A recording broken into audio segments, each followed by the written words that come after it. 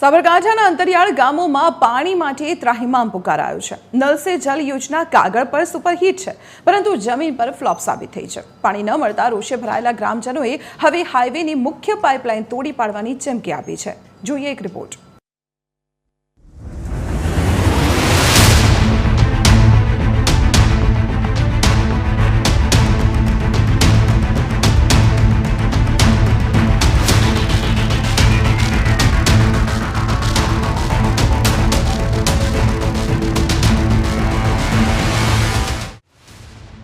સાબરકાંઠાના અંતરિયાળ વિસ્તારોમાં કાળઝાળ ગરમી વચ્ચે પાણીની અછત સર્જાઈ છે। ડિજિટલ ઇન્ડિયાના દાવા વચ્ચે મહિલાઓ માથે બેડા ઉપાડીને સીમમાં ફટકી રહી છે। કરોડોના ખર્ચે બનેલી નલ સે જલ યોજના અહીં સાવ ફ્લોપ છે। અધિકારીઓના પાપે ક્યાંય પાઇપલાઇન નથી તો ક્યાંક નળ ગાયબ છે। વિકાસના નામે માત્ર સિમેન્ટના ખાલી સ્ટ્રક્ચર ઊભા છે।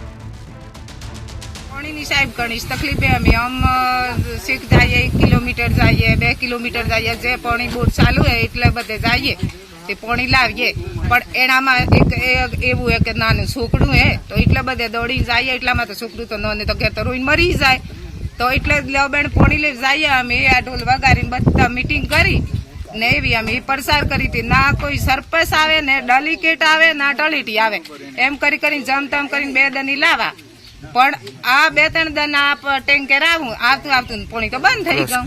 હવે તો સાહેબ પાછી હતી એવી ને એવી અમારે તકલીફ થઈ ગઈ।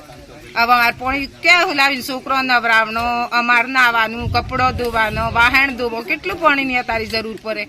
દિવસના 7 એકર નાખવાનો અલગ અલગ ફળિયા વાઈ નાખવાનો જ્યાર સુધી કોઈ પણ હોજમાં નહીં નાખવાનું હવારામ નહીં નાખવાનું તેમનો પાણી તેમના બેરા કે જો વાસણ લઈને એમ જ નાખવાનું પણ તેમાં સરપંચને ફોન કર્યો સરપંચ ઉપાડતો નહીં। તલાટી ફોન કર્યો એટલે તલાટી વૈષ્ણોદેવી પ્રવાસમાં ગયેલો એમ કહેવા માગે છે। એમનો અમને ડેલિકેટ સાહેબ ખરો ને એમનો નાગજીભાઈ એમને ફોન કર્યો એટલે એ બી કોઈ રિપ્લાય આપતા નહીં। મારા 13 ફેરા થયેલા 600ના ભાવે અને 12 ફેરા થયેલા 700ના ભાવે કુલ રકમ થયેલી 16,200 આજ દિવસ સુધી મારા ડીઝલના પેમેન્ટ નહીં મૂક્યું પાણીને નહીં આપ્યો। પોતાના સ્વખર્ચે 100 રૂપિયા પાણીવાળાના આપીને ભરીને અને લોકોનું પેમેન્ટ ચૂકું છું હજી સુધી પેમેન્ટ મળ્યું નથી। સરકારી તંત્રની લાચારી વચ્ચે લોકો પોતાના ખિસ્સા ખાલી કરીને બીજા ગામોમાંથી મોંઘા ભાવના ખાનગી ટેન્કર મંગાવી રહ્યા છે। પીવાના પાણીનો જુગાડ જેમ તેમ થાય છે પણ અબોલ પશુઓ તરસ્યા મરી રહ્યા છે। રજૂઆતો કરવા છતાં ગાંધીનગર સુધી બેઠેલા અધિકારીઓ મૌન સાધીને બેઠા છે। નાવા ધોવાની તો ઠીક વાત છે, પીવાનું પાણી નહીં મળતું, બાળ બચ્ચો અમારે તરસો મળે, ઢોર પણ તરસો મળે। પંચાયતના તલાટી આવ્યા તે આવીને અમને કહો 4 દિવસે ટેન્કર મુકાઈ ગયા કુણીએ ગોળ સોટાડીને કે તમને કંઈ પાણીની વ્યવસ્થા હું પેલો બોર કરી અને પાણીની વ્યવસ્થા પૂરી પાડું છું। 23 લાખ રૂપિયા પંચાયતમાં આવેલા છે, લોકો માટે વાપરવાના છે। તલાટી ગયો છે પ્રવાસમાં, સરપંચે દારૂ પીને પડી રહેલા છે। આજ સુધી અમને કોઈ ભાવ પૂછતા નથી। છેલ્લા 2-3 દિવસથી ટેન્કર બંધ પડેલું છે તો અમારે પાણીની વગરની તરસ પડેલી છે। લોકો એમના હુકાતો જાય દિવસે પાણી મળતું નહીં।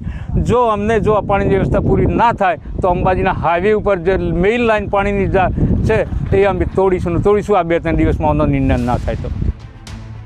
આખરે કંટાળેલી જનતાએ હવે ઉગ્ર આંદોલનનું શસ્ત્ર ઉગામ્યું છે। ગ્રામજનોએ તંત્રને ખુલ્લી ચીમકી આપી છે કે જો વહેલી તકે પાણી નહીં મળે તો તેઓ ખેડબ્રહ્માથી અંબાજી જતી મુખ્ય પાણીની પાઇપલાઇન તોડી પાડશે। હવે જોવાનું એ રહેશે કે આ આક્રોશ પછી તંત્ર જાગે છે કે જનતા તરસી જ રહેશે। સાબરકાંઠા જિલ્લાના અંતરિયાળ વિસ્તારમાં પાણીની વિકટ સમસ્યા ઊભી થઈ છે। નલ સે જલ યોજના ફ્લોપ થતા અહીંયા લોકો સ્વખર્ચે પાણીના ટેન્કરો મંગાવી પાણી ભરી ગુજરાન ચલાવી રહ્યા છે।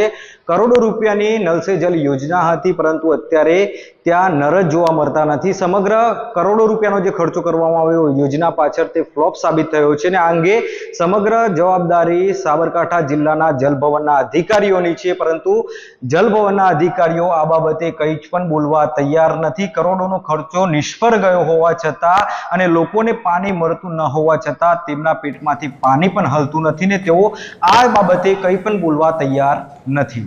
નીતિન પટેલ, Q13 ગુજરાતી, સાબરકાંઠા।